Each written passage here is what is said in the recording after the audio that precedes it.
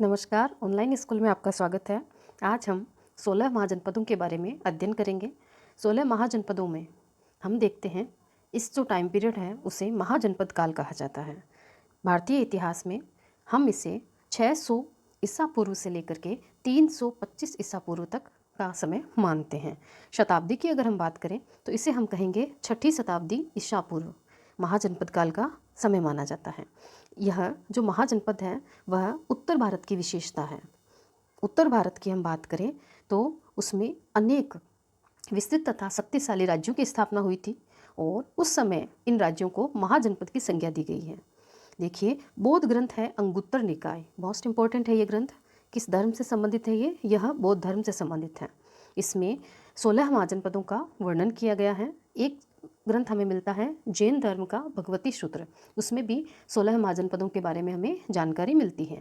तो देखिए, एग्जाम में डायरेक्ट इन महाजनपद के नाम के साथ में इनकी राजधानी से संबंधित प्रश्न अधिकांशतः बनता है। तो आज हम इनको 3 तरीके से याद करेंगे। एक महाजनपद के साथ में राजधानी, फिर हम इनकी जो मैप होता है उसमें इनकी जो डायरेक्शन है, इस जगह स्थित है, उसका अध्ययन करेंगे। साथ ही एक छोटी सी ट्रिक बनाई है जिससे कि सारे महाजनपद हमें याद रह सके। तीनों तरीके से देखेंगे।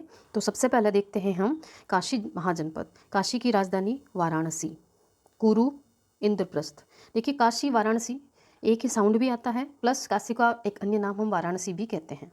कुरु, इंद्रप्रस्थ। तो कुरु मतलब कौरवों की राजधानी। हम जब महाभारत देखते हैं तो उसमें इंद्रप्रस्थ उनकी राजधानी एक समय के लिए बनी थी, कुरु, इंद्रप्रस्थ। अंग चंपा, अंग चंपा याद रखने के लिए हम कहेंगे अंग चंगा, अंग चंगा, अंग चंगा कह सकते हैं। मगध, जो कि कालांतर में हम देखते हैं मौर्य वंश का जब स्थापना होती है, सबसे बड़ा जो महाजनपद है, जो सबसे बड़ा महाजनपद का रूप धारण करेगा, जिसके अंदर अन्य जो समस्त आसपास के महाजनपद है वो शामिल होंगे।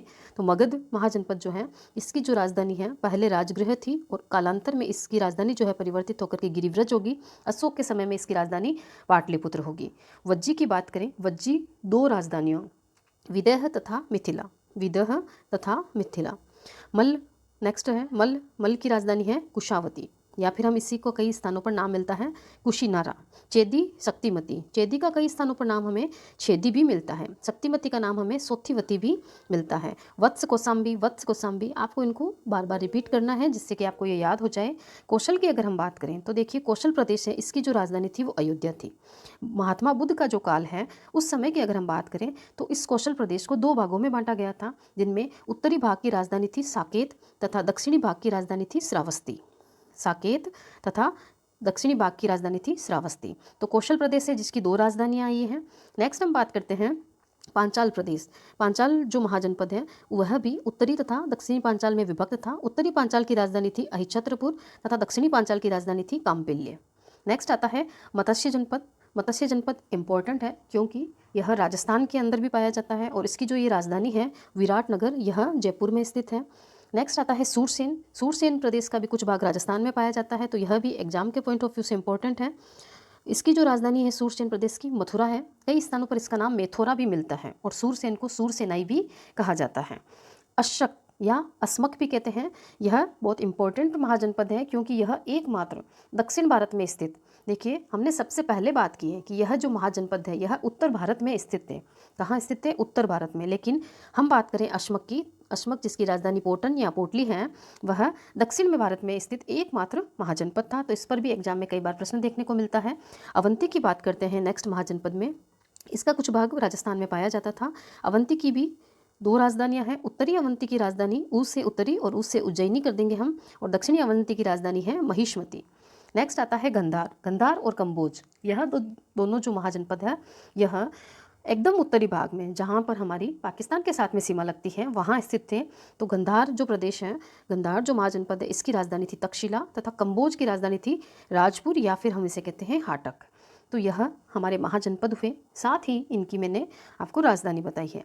अब बात करते हैं इन जो महाजनपद हैं इनमें किस प्रकार का राज्य या शासन प्रणाली चलती थी। तो उस समय की बात करें, जब 16 महाजनपद, जब बुद्ध काल का टाइम चल रहा है, उस समय यहाँ पर हम देखते हैं कि 2 प्रकार के राज्य थे।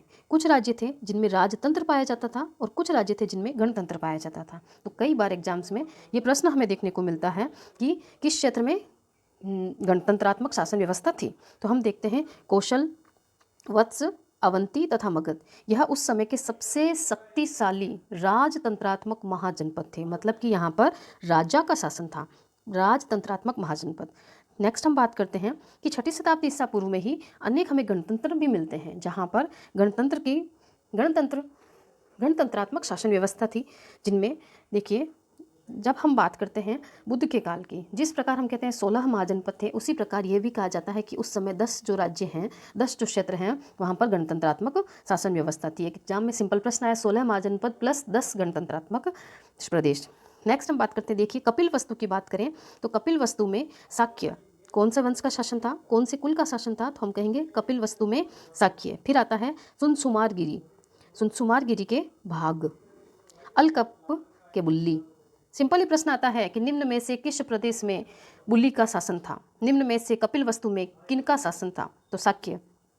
केशपुत के कालाम, रामग्राम के कोलीय, कुशीनारा में मल्ल, पावा में भी मल्ल। नेक्स्ट हम बात करें पिपली वन में मौर्य, वैशाली में लिच्छवी, इस प्रकार मिथिला में विदेह। इस तरीके से यह कुछ गणतंत्र हैं, मैंने बताया 10 गणतंत्रात्मक प्रदेश थे और 16 महाजनपद थे। 16 महाजनपदों में 4 जो राजतंत्रात्मक महाजनपद थे, मोस्ट इंपॉर्टेंट है कौशल, वत्स, अवंती और मगध। यह हमने इनका सामान्य महाजनपद के साथ में इनकी राजधानी देखी है।